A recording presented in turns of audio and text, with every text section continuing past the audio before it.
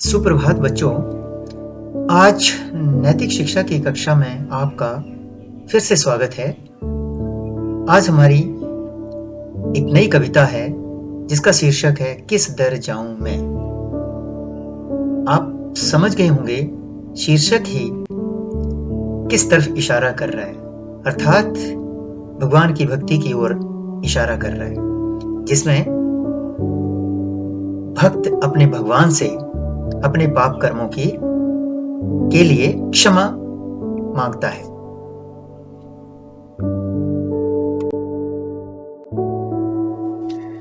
चलिए बच्चों, आगे बढ़ने से पहले इस कविता के लर्निंग आउटकम्स जान लेते हैं।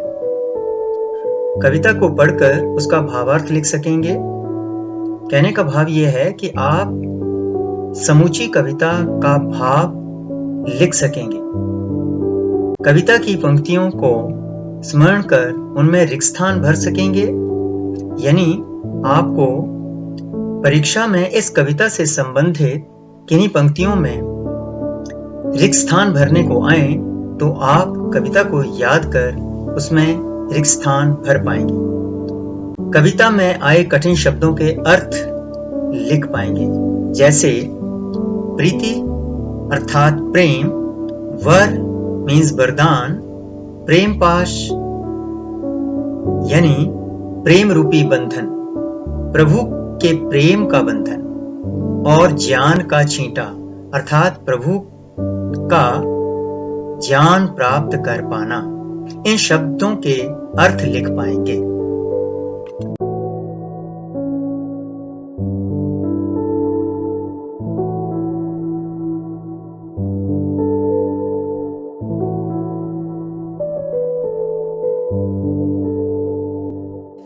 आइए कविता शुरू करते हैं। तेरे दर को छोड़कर किस दर जाऊं मैं, सुनता मेरी कौन है किसे सुनाऊं मैं। इसका अर्थ है, भक्त भगवान को छोड़कर किसी और के द्वार पर नहीं जाना चाहता।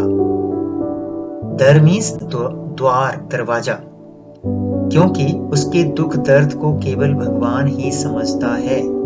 इसलिए प्रेम के वशीभूत ईश्वर से प्रश्न कर रहा है कि हे प्रभु, मेरा तुम्हारे बिना कोई सहारा नहीं, कोई मेरी पुकार सुनने वाला नहीं है, इसलिए तुम ही बताओ मैं तुम्हें छोड़कर कहां जाऊं। सुनता मेरी कौन है, यहां मेरी कोई नहीं सुनता, मैं किसे सुनाऊं अपना दुख दर्द। जब से याद भुलाई तेरी, लाखों कष्ट उठाए हैं, क्या जानूं इस जीवन अंदर कितने पाप कमाए हैं। आगे फिर से भक्त भगवान से प्रार्थना करते हुए कह रहा है कि हे प्रभु, जब से मैंने आपको भुलाया है, जब से याद भुलाई तेरी, जब से मैंने आपको भुलाया है, लाखों कष्ट उठाए हैं, मैंने अनेक कष्ट उठाए हैं। क्या जानूं इस जीवन अंदर कितने पाप कमाए हैं, मैंने ना जाने इस जीवन के अंदर कितने पाप कमाए हैं। अर्थात मैं आज तक आपको भूलकर अनेक पाप कर्म कमाता रहा हूं। शर्मिंदा आपसे क्या बतलाऊं, तेरे दर को छोड़कर किस दर जाऊं मैं। भक्त भगवान से कह रहा है कि मैं अपने पाप कर्मों के कारण आपसे बहुत शर्मिंदा हूं। शर्मिंदा आपसे क्या बतलाऊं। भक्त भगवान से प्रार्थना कर रहा है कि मैं अपने कर्मों से बहुत शर्मिंदा हूं, आपके दर को छोड़कर कहां जाऊं। अब मुझे केवल आपका ही सहारा है। मेरे पाप कर्म ही तुझसे प्रीति न करने देते हैं, जो मैं चाहूं मिलूं आपसे, रोक मुझे भी लेते हैं। भक्त कहता है, मेरे पाप कर्म मुझे आपसे प्रेम नहीं करने देते। अगर मैं आपसे मिलना भी चाहूं तो नहीं मिल पाता हूं, क्योंकि मेरे पाप कर्म मुझे आपसे मिलने से रोक देते हैं। वे उस रास्ते में रुकावट पैदा करते हैं। मैं जो भी चाहता हूं, लेकिन मेरे पाप कर्म आपसे मिलन के रास्ते में बीच में मुझे रोक लेते हैं।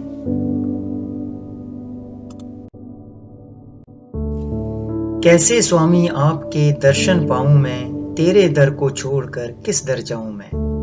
भक्त भगवान से फिर प्रार्थना करता है कि हे भगवान, मैं आपके दर्शन किस प्रकार कर सकता हूँ, क्योंकि मैं तो पापों से भरा हुआ हूँ। आपके द्वार को छोड़कर मैं कहाँ जाऊं, अर्थात कहीं नहीं जा सकता। केवल आप ही मेरा सहारा हो। तू है नाथ वरों का दाता, तुझसे सब वर पाते हैं। ऋषि मुनि और योगी सारे तेरे ही गुण गाते हैं। छींटा दे दो ज्ञान का, होश में आऊं मैं। तेरे दर को छोड़कर किस दर जाऊं मैं। आगे की पंक्तियों में भक्त फिर भगवान से प्रार्थना करता है कि भगवान, आप तो सबको वरदान देने वाले हो, वरों का दाता। वर मीन्स वरदान, दाता मीन्स देने वाले। आप तो सबको वरदान देने वाले हो। तुझसे सब वर पाते हैं, आपसे ही तो सबको वरदान प्राप्त होते हैं। ऋषि मुनि और योगी सारे तेरे ही गुण गाते हैं। इस संसार में जितने भी ऋषि मुनि और योगी हैं, सब आपका ही तो गुण गाते हैं। छींटा दे दो ज्ञान का, मुझे भी अपने ज्ञान का ऐसा छींटा दे दो ताकि होश में आऊं मैं, मुझे होश आ जाए और मैं उन पाप कर्मों को छोड़कर तुम्हारी ओर अपना ध्यान लगाऊं। तेरे दर को छोड़कर किस दर जाऊं मैं। वह कहता है, भक्त भगवान से प्रार्थना करता है कि मैं तुम्हारे दर को छोड़कर कहाँ जाऊं, अर्थात मुझे केवल आपका ही सहारा है। जो बीती सो बीती, लेकिन बाकी उम्र संभालूं मैं। प्रेम पाश में बंधा आपके गीत प्रेम से गालूं मैं। जीवन प्यारे देश का सफल बनाऊं मैं। तेरे दर को छोड़कर किस दर जाऊं।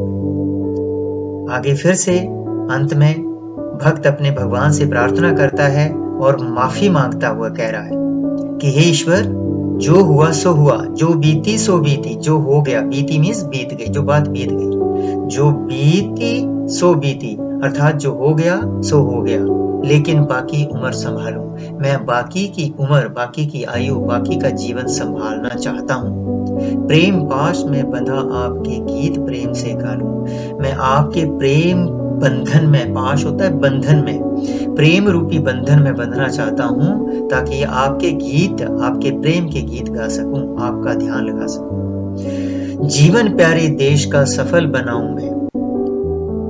अपना जीवन देश को अर्पित करना चाहता हूं। जीवन प्यारे देश को, मैं अपना जीवन देश को अर्पित करना चाहता हूं ताकि मेरा जीवन सफल हो जाए। तेरे दर को छोड़कर किस दर जाऊं मैं आपके द्वार को छोड़कर कहां जाऊं। आप स्वयं ही बताएं, मैं किस तरफ जाऊं।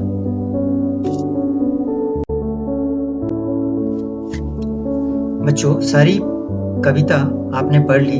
अब इस पूरी कविता का भावार्थ ये है, क्योंकि आपको इस कविता का भावार्थ परीक्षा में आ सकता है, जो कि पूरी कविता का भावार्थ है, किसी एक या दो दोहे का या स्टैंजे का नहीं है। मैं इस भावार्थ को रिपीट कर रहा हूं। इस गीत में भक्त भगवान को, अर्थात इस कविता का भावार्थ यह है कि भक्त भगवान को ही एकमात्र अपना आश्रय मानता है। आश्रय मीन्स सहारा मानता है, और उनसे प्रार्थना करता है कि हे प्रभु, आपको भूलकर मैंने अनेक कष्ट उठाए हैं। मेरे पाप कर्म ही मुझे आपसे दूर कर देते हैं, अर्थात मैं पाप कर्मों में लीन रहा और तुमसे दूर हो गया। हे ईश्वर, जो बीत गया सो बीत गया, अर्थात जो मैं आज तक करता रहा, मैं अब उसे भूलना चाहता हूँ। मैं आपकी भक्ति में जीवन लगाना चाहता हूँ। मुझे अपने चरणों में शरण दीजिए, अर्थात आप मुझे अपना लीजिए, क्योंकि मैं अपने पाप कर्मों के कारण ही आपसे नहीं मिल पाता हूँ। वे मुझे बीच में रोक देते हैं, बीच में रुकावट बन जाते हैं।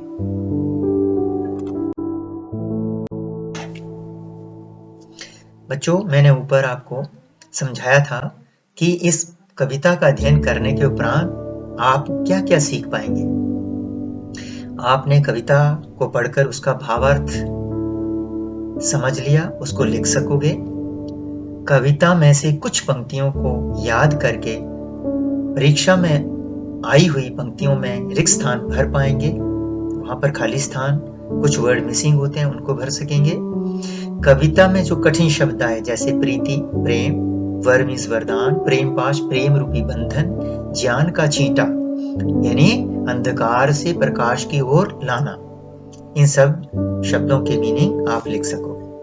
क्या आप लिख पाए? अगर आप लिख पाए तो इस कविता का आपका पढ़ने का उद्देश्य पूर्ण हुआ। अब आपने स्वयं जांचना है, ये आपके लिए सक्सेस क्राइटेरिया है खुद का, कि इस कविता को पढ़ने के बाद क्या इन बिंदुओं को आप लिख सके, आप भावार्थ लिख पाए, आप खाली स्थान भर पाए, आपको कठिन शब्दों के अर्थ आप लिख सके। अगर यदि ऐसा हुआ तो आप समझो कि आपका कविता लिखने का उद्देश्य कंप्लीट हुआ। बच्चों, आशा है आप इस कविता का अर्थ, भाव और भावार्थ अच्छी तरह से समझ गए होंगे। धन्यवाद।